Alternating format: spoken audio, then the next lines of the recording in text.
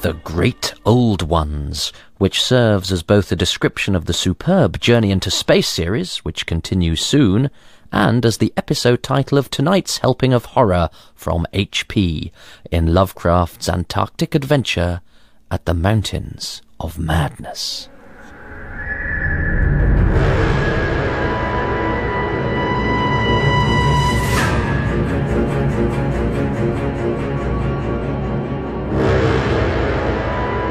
At the Mountains of Madness by H.P. Lovecraft. Read by Richard Coyle. Part 3. The Great Old Ones.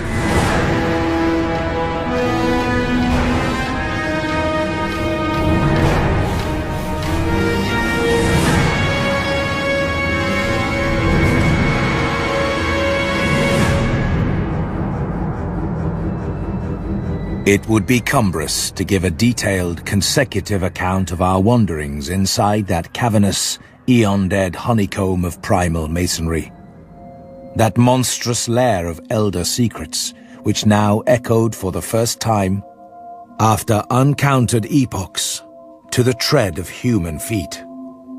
This is especially true because so much of the horrible drama and revelation came from a mere study of the omnipresent mural carvings.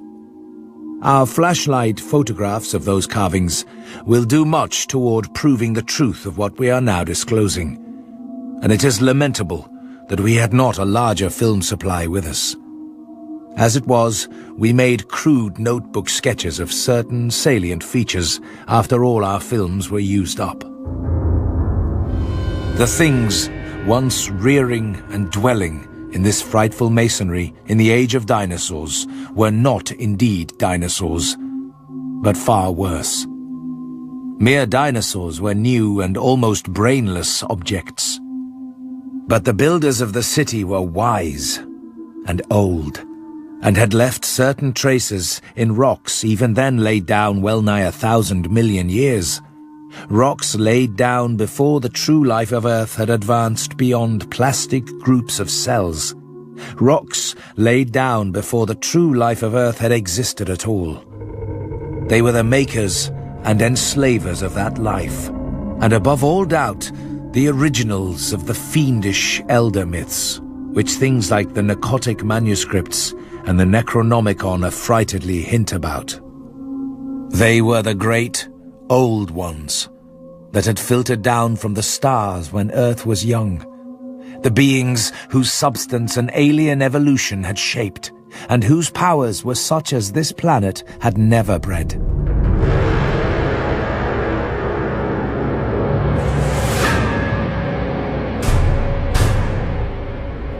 Myth or otherwise, the sculptures told of the coming of those star-headed things to the nascent, lifeless Earth out of cosmic space. Their coming, and the coming of many other alien entities, such as at certain times embark upon spatial pioneering. They seemed able to traverse the interstellar ether on their vast, membranous wings, thus oddly confirming some curious hill folklore long ago told me by an antiquarian colleague.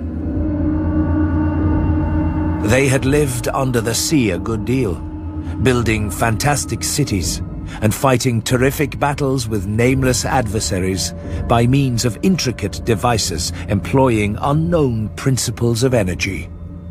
Their preternatural toughness of organization and simplicity of natural wants made them peculiarly able to live on a high plane without the more specialized fruits of artificial manufacture, and even without garments, except for occasional protection against the elements. It was under the sea, at first for food and later for other purposes, that they first created Earth life, using available substances according to long-known methods. The more elaborate experiments came after the annihilation of various cosmic enemies. They had done the same thing on other planets, having manufactured not only necessary foods, but certain multicellular protoplasmic masses capable of molding their tissues into all sorts of temporary organs under hypnotic influence, and thereby forming ideal slaves to perform the heavy work of the community. These viscous masses were without doubt what Abdul al-Hazred whispered about as the Shoggoths in his frightful Necronomicon, though even that mad Arab had not hinted that any existed on Earth except in the dreams of those who had chewed a certain alkaloidal herb.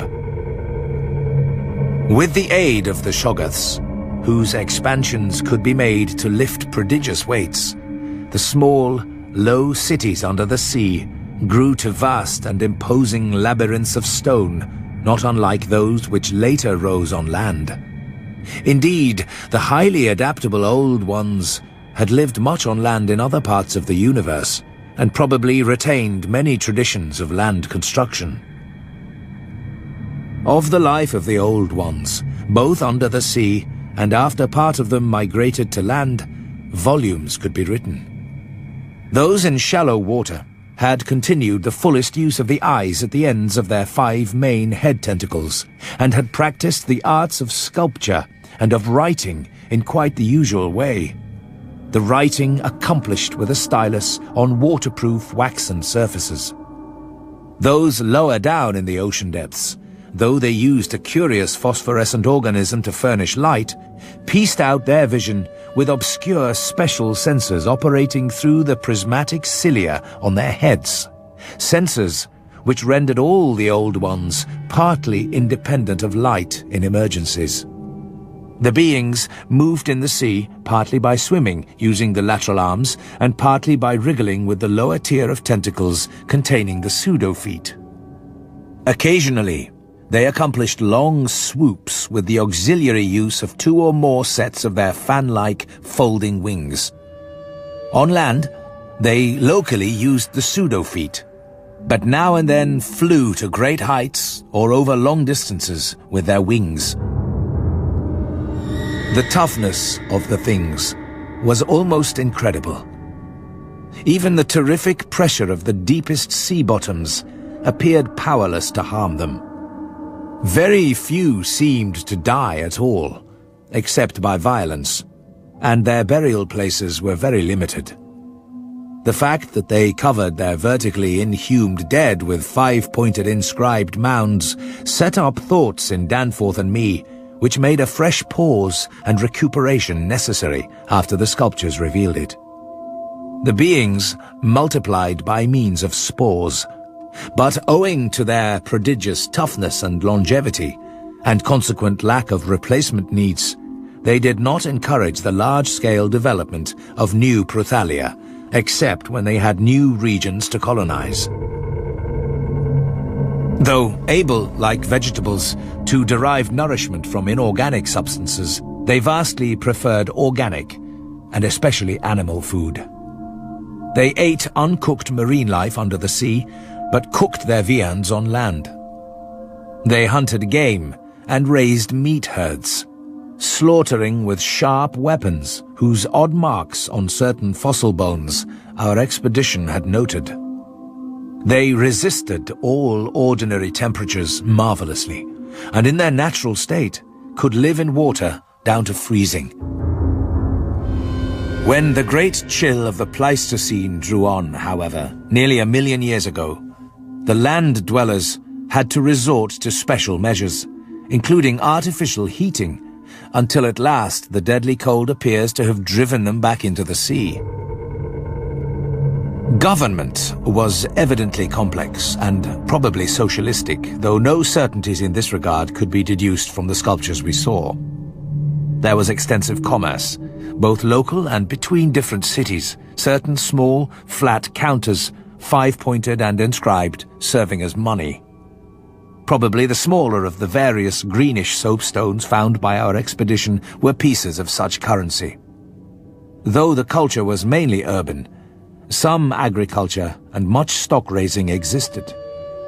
Mining and a limited amount of manufacturing were also practiced.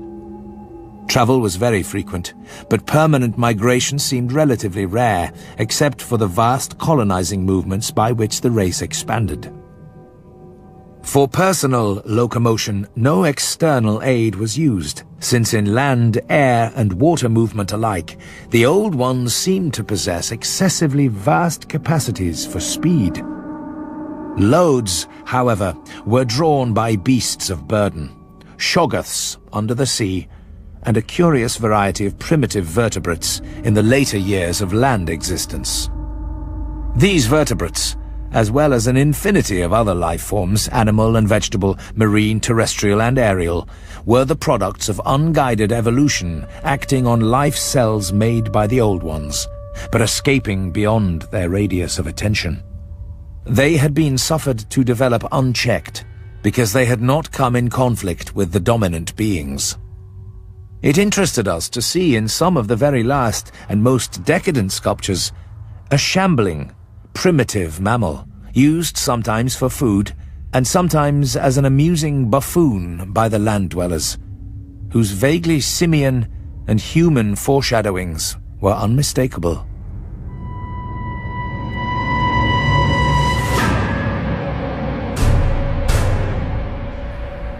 The persistence with which the Old Ones survived various geologic changes and convulsions of the Earth's crust was little short of miraculous.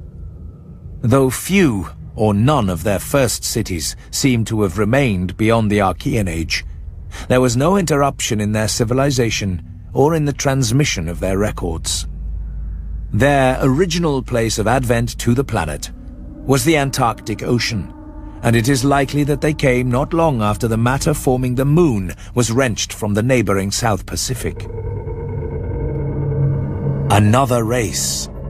A land race of beings shaped like octopi and probably corresponding to fabulous pre-human spawn of Cthulhu, soon began filtering down from cosmic infinity and precipitated a monstrous war, which for a time drove the Old Ones wholly back to the sea, a colossal blow in view of the increasing land settlements.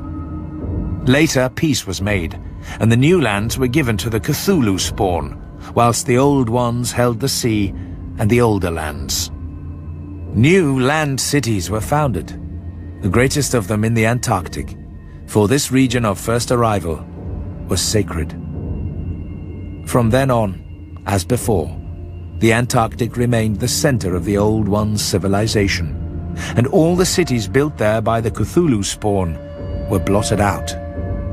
Then, suddenly, the lands of the Pacific sank again, taking with them the frightful stone city of Relaya and all the cosmic octopi, so that the Old Ones were again supreme on the planet, except for one shadowy fear about which they did not like to speak. At a rather later age, their cities dotted all the land and water areas of the globe. The steady trend down the ages was from water to land, a movement encouraged by the rise of new land masses, though the ocean was never wholly deserted. Another cause of the landward movement was the new difficulty in breeding and managing the shoggoths upon which successful sea life depended. With the march of time, as the sculptures sadly confessed, the art of creating new life from inorganic matter had been lost, so that the Old Ones had to depend on the molding of forms already in existence. On land, the great reptiles proved highly tractable, but the shoggoths of the sea, reproducing by fission and acquiring a dangerous degree of accidental intelligence, presented for a time a formidable problem. They had always been controlled through the hypnotic suggestions of the Old Ones, and had modeled their tough plasticity into various useful temporary limbs and organs. But now their self-modeling powers were sometimes exercised independently, and in various imitative forms implanted by past suggestion. They had, it seems, developed a semi-stable brain whose separate and occasionally stubborn volition echoed the will of the Old Ones without always obeying it. Sculptured images of these shoggoths filled Danforth and me with horror and loathing. They were normally shapeless entities composed of a viscous jelly which looked like an agglutination of bubbles, and each averaged about 15 feet in diameter when a sphere. They had, however, a constantly shifting shape and volume, throwing out temporary developments or forming apparent organs of sight, hearing and speech in imitation of their masters, either spontaneously or according to suggestion. They seem to have become peculiarly intractable toward the middle of the Permian Age, perhaps 150 million years ago, when a veritable war of re-subjugation was waged upon them by the marine Old Ones.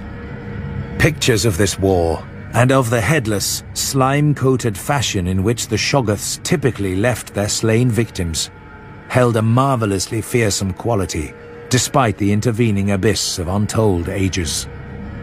The Old Ones had used curious weapons of molecular and atomic disturbances against the rebel entities, and in the end had achieved a complete victory. Thereafter, the sculptures showed a period in which Shoggoths were tamed and broken by armed Old Ones, as the wild horses of the American West were tamed by cowboys.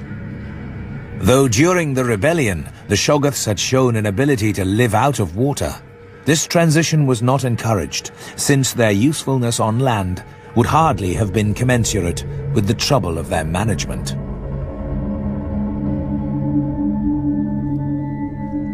During the Jurassic Age, the Old Ones met fresh adversity in the form of a new invasion from outer space. This time by half fungus, half crustacean creatures.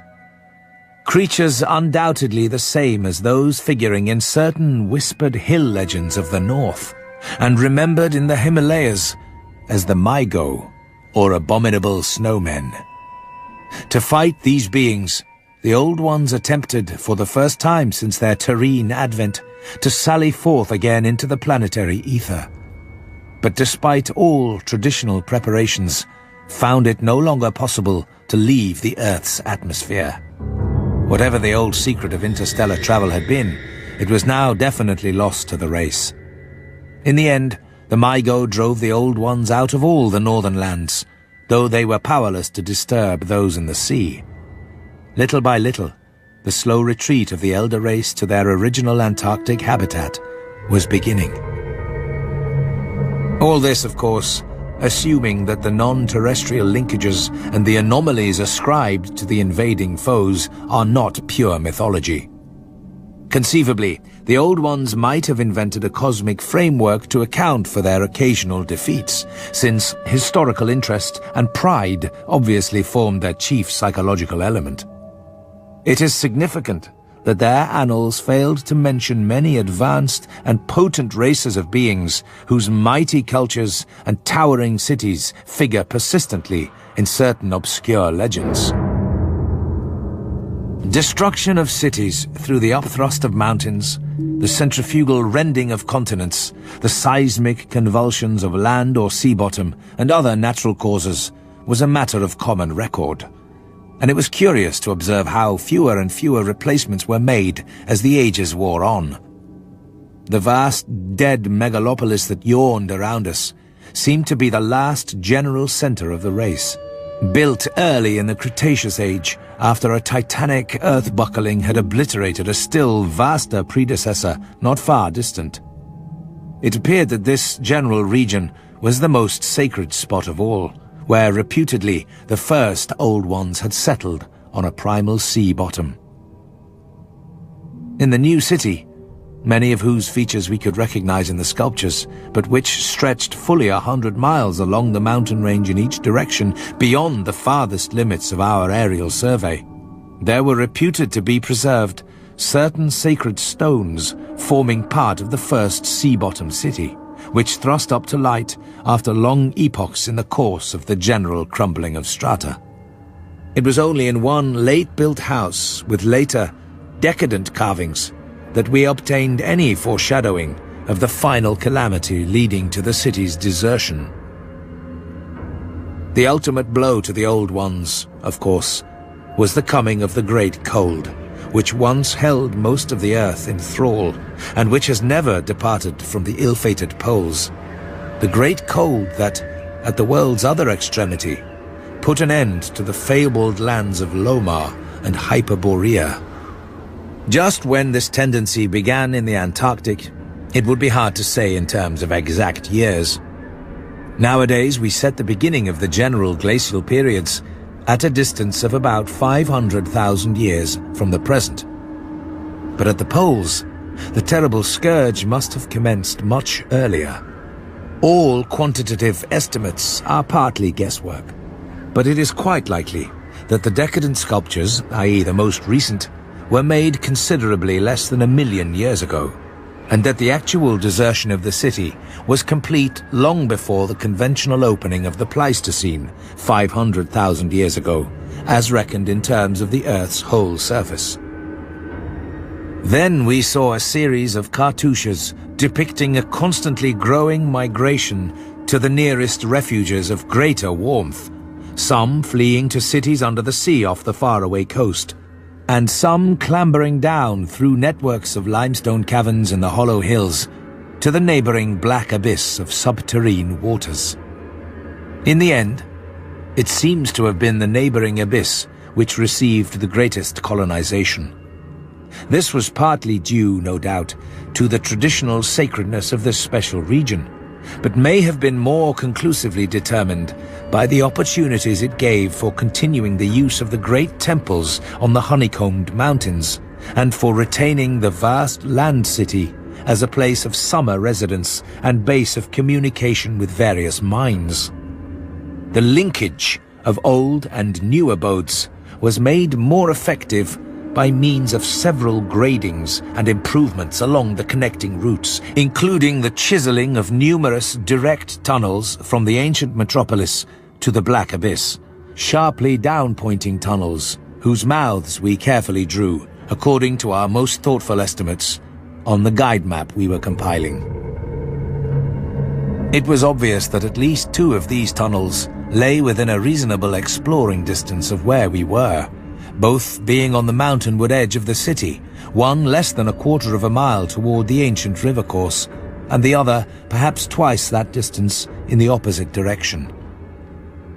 The abyss, it seems, had shelving shores of dry land at certain places, but the old ones built their new city underwater, no doubt because of its greater certainty of uniform warmth. The depth of the hidden sea appears to have been very great, so that the Earth's internal heat could ensure its habitability for an indefinite period.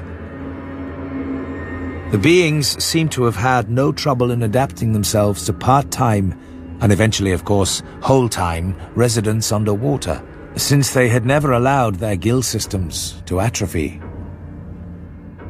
There were many sculptures which showed how they had always frequently visited their submarine kinsfolk elsewhere, and how they had habitually bathed on the deep bottom of their great river.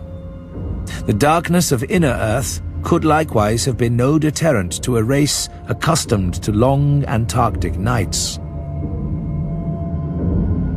Decadent though their style undoubtedly was, these latest carvings had a truly epic quality, where they told of the building of the new city in the cavern sea. The old ones had gone about it scientifically, quarrying insoluble rocks from the heart of the honeycombed mountains, and employing expert workers from the nearest submarine city to perform the construction according to the best methods.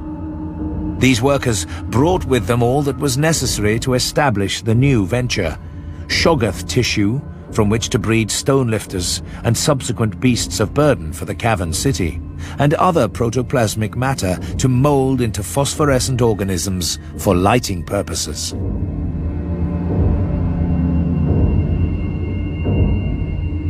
At last, a mighty metropolis rose on the bottom of that Stygian sea, its architecture much like that of the city above, and its workmanship displaying relatively little decadence because of the precise mathematical element inherent in building operations.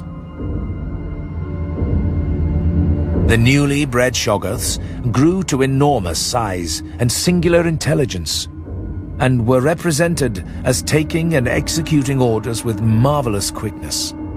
They seemed to converse with the Old Ones by mimicking their voices, a sort of musical piping over a wide range, if poor Lake's dissection had indicated aright, and to work more from spoken commands than from hypnotic suggestions as in earlier times.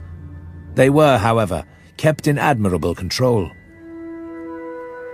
The decadent cartouches and dados telling this story were, as I have said, the latest we could find in our limited search. They left us with a picture of the Old Ones shuttling back and forth betwixt the land city in summer and the sea cavern city in winter, and sometimes trading with the sea-bottom cities off the Antarctic coast. By this time, the ultimate doom of the land city must have been recognized, for the sculptures showed many signs of the cold's malign encroachments. Vegetation was declining, and the terrible snows of the winter no longer melted completely, even in midsummer. The saurian livestock were nearly all dead, and the mammals were standing it none too well.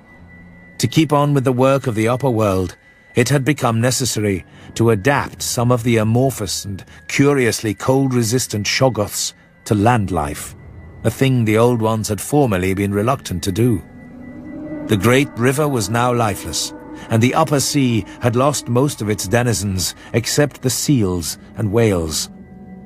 All the birds had flown away, save only great, grotesque penguins. What had happened afterward, we could only guess. And what of the specimens found by poor Lake? How did they fit in? For their geologic setting proved them to have lived at what must have been a very early date in the land city's history. They were, according to their location, certainly not less than 30 million years old, and we reflected that in their day, the sea cavern city, and indeed the cavern itself, had had no existence. They would have remembered an older scene, with lush tertiary vegetation everywhere, a younger land city of flourishing arts around them, and a great river sweeping northward along the base of the mighty mountains toward a faraway tropic ocean. And yet, we could not help thinking about these specimens, especially about the 8 perfect ones that were missing from Lake's hideously ravaged camp.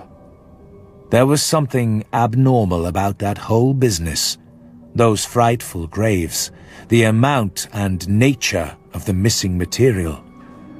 Gedney, the unearthly toughness of those archaic monstrosities, and the queer, vital freaks the sculptures now showed the race to have. Danforth and I had seen a good deal in the last few hours, and were prepared to believe and keep silent about many appalling and incredible secrets of primal nature.